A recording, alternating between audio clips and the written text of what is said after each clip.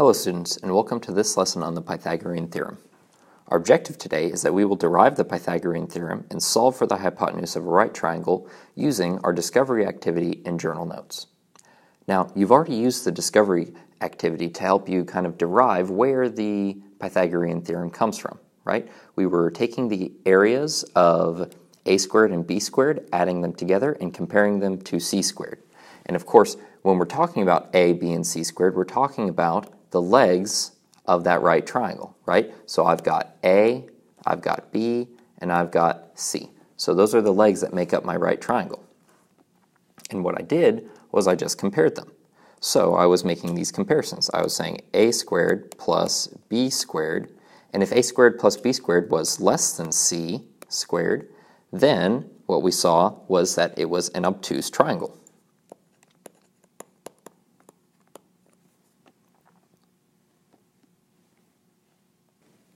If we did a squared plus b squared and it was greater than c squared, then it was an acute triangle.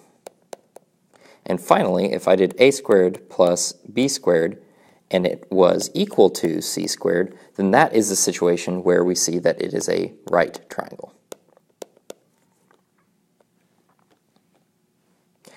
Now, before we get any further, let's just make sure that we have a good definition for the parts of a triangle. So over here to the left, you see that we have this diagram, and we have our legs and our right angle and our hypotenuse labeled. And remember, the longest side is always called the hypotenuse in a right triangle. The longest side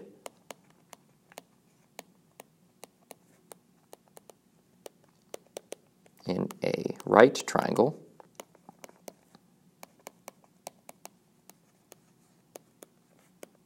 is the hypotenuse.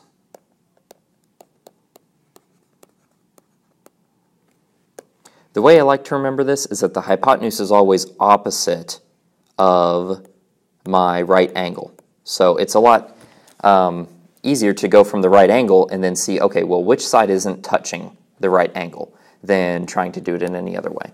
The other thing is that the other two sides, the two shorter sides, are called legs.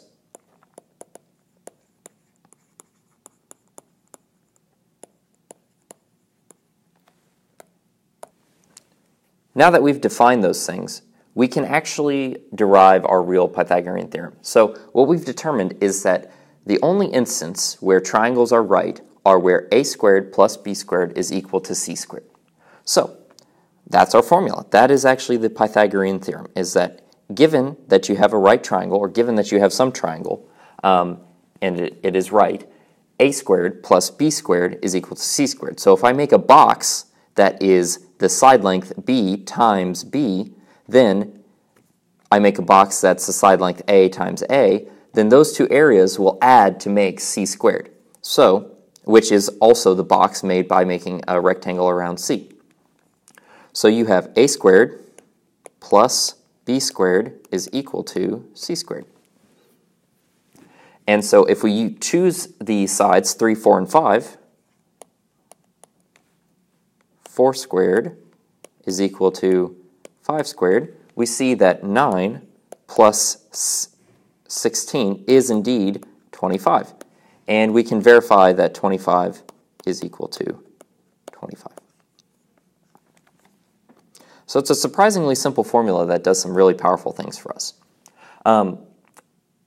Right triangles are so important to us that we actually will make some lists of them. So when you're doing these numbers, these lists down here, and there's a cutout that you guys can actually glue in here instead of writing out the numbers. But our Pythagorean triples are known right triangles that we already know, and they're really useful for when we get into a sticky situation and we're looking at a problem and we're trying to figure out, is this triangle right, is it not right, and not having to do a whole bunch of calculations to figure it out, because we can recognize some of the triples. So a Pythagorean triple is a set of counting numbers that are the lengths of the sides of a right triangle. So I would go ahead and pause the video here, write down the definition of these Pythagorean triplets, and then don't write down these numbers. If you don't have access to little card that has the Pythagorean triplets on it. You can write these down, but I would rather you guys glue in the little chart that's on the round table. So go ahead and grab one of those and glue it in here. All right, finally what I want to do is do a couple of practice problems. So we're going to practice solving for the hypotenuse given the A and the B. So given the legs, solve for the hypotenuse. So in our first example, we're given a triangle and it has the legs of 5 and 12, and I want to solve for C. So I start by saying 5 squared plus 12 squared is equal to C squared. Okay, but 5 squared is just 25, plus 12 squared is just 144, is equal to C squared. So now I'm going to get just some number, and that number is going to be 169, and that's going to be equal to C squared. And then to get rid of an exponent, right, I need to take the root. The root is the opposite of the exponent. So I take the root, the square root in particular, of both sides. And so the square root of 169 is going to be 13, and that's going to be equal to C. So my third length here, my hypotenuse, is going to be 13.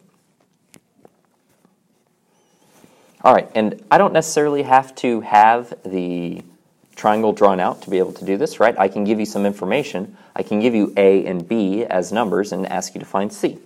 So given that A is 6, so 6 squared plus 9 squared is equal to C squared. Again, these are just some numbers. This becomes 36 plus 81. And that's going to be equal to C squared. All right, and we get the number 117 is equal to C squared. And I'm just going to go up a line here. I take the square root of both sides. So square root of 117 is equal to square root of C squared. And we see that this is going to be, now 117 is kind of a weird number. It might be prime, I'm not entirely sure, but I just threw it in my calculator, and what I got was an approximate number, right? And I got 10.82 is approximately C. So C will be really close to 10.82. It's not exactly what C is, but it is a good approximation. If I wanted to leave this precisely, then my answer would be the square root of 117 is equal to C.